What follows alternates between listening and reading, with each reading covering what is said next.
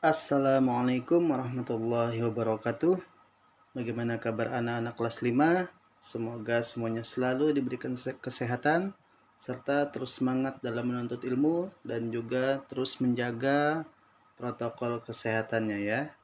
Alhamdulillah kita dapat bertemu kembali. Pada pertemuan sebelumnya kita sudah melalui pengenalan materi ya.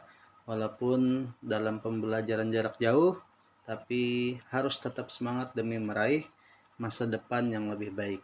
Nah, alhamdulillah hari ini kita akan belajar tentang fikih khususnya di kelas 5 pada pertemuan yang kedua, karena kemarin pertemuan yang pertama kita sudah melalui pengenalan ya atau perkenalan. Semester 1 tahun pada hari Kamis 29 Juli bertepatan 19 Zulhijjah 1442 Hijriah, tahun pelajaran 2021 dan 2022. Nah, di sini kita akan memulai pembelajaran yaitu bab yang pertama ya. Bab yang pertama ini membahas tentang bersuci dari haid. Nah, walaupun materi ini difokuskan untuk perempuan atau akhwat, tapi setidaknya sebagai kita laki-laki agar lebih mengetahui, mendalami bagaimana cara atau cara bersuci dari haid ini berdasarkan syariat Islam. Nah, di sini kita akan membahas tentang pengertian haid, batas waktu haid, dan hal-hal yang dilarang ketika haid, serta hukum bersuci dari setelah haid. Nah, jadi kita yang pertama membahas pengertian haid.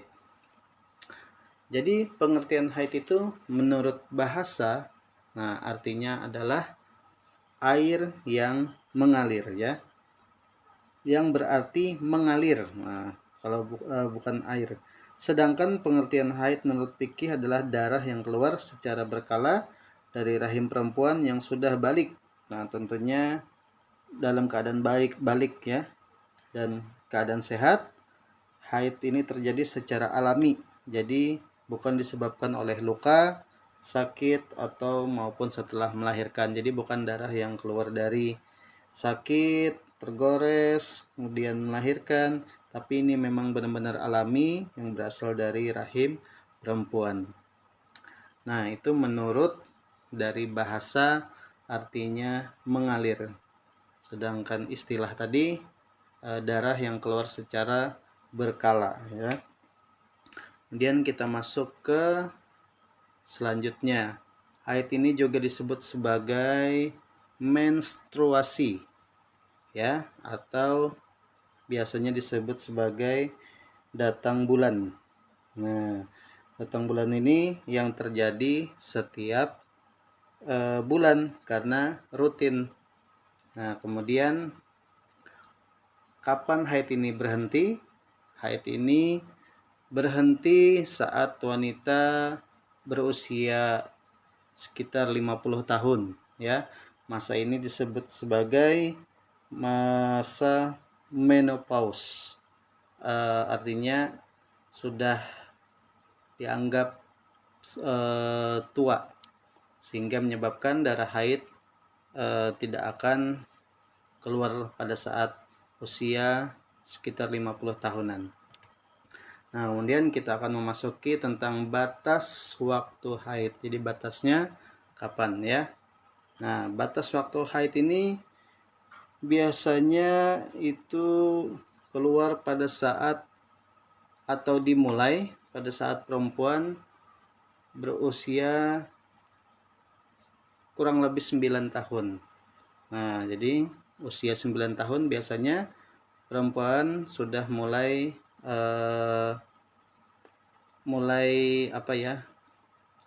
Merasakan yang namanya haid atau datang bulan tadi. Nah, kemudian keluar setiap bulan dan berakhir saat masa menopause atau sekitar 50 tahun tadi usianya. Nah, kemudian paling sedikit kapan? Nah, paling sedikit itu 1 hari 1 malam. Itu paling sedikit darah haid keluar. Sedangkan yang sedangnya sekitar 6 sampai 7 hari ya, atau seminggu, sepekan.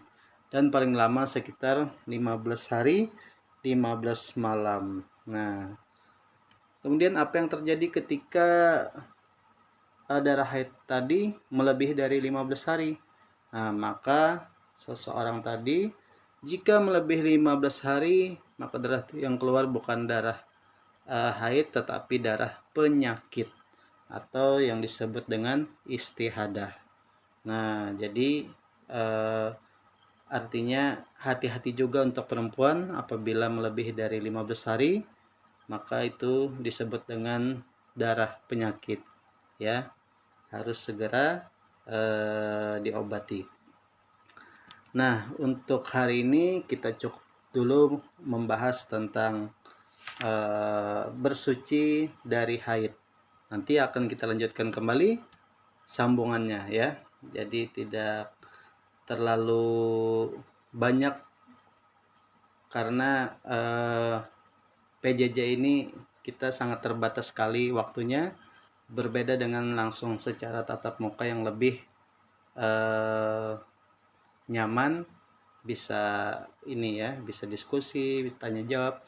Tapi nanti Puan Pian bisa juga tanya jawab melalui Bapak, bisa di kolom komentar maupun nanti pada saat kita melaksanakan aplikasi Zoom ya. Nah, untuk itu silahkan untuk mencatat hal-hal yang dirasa perlu di buku catatannya ya. Yang penting hari ini tadi dicatat supaya tidak hilang dan mudah pada saat kalau ada ulangan maupun latihan. Semoga materi pada hari ini dapat kita pahami. Terus semangat belajar di rumahnya dan jangan lupa berdoa agar kita semua dapat kembali ke dalam keadaan yang normal kembali ya. Dan jangan lupa untuk tetap berpola hidup bersih dan sehat dan melaksanakan protokol kesehatan. Nah, terima kasih atas waktunya. Alhamdulillah Bapak ucapkan.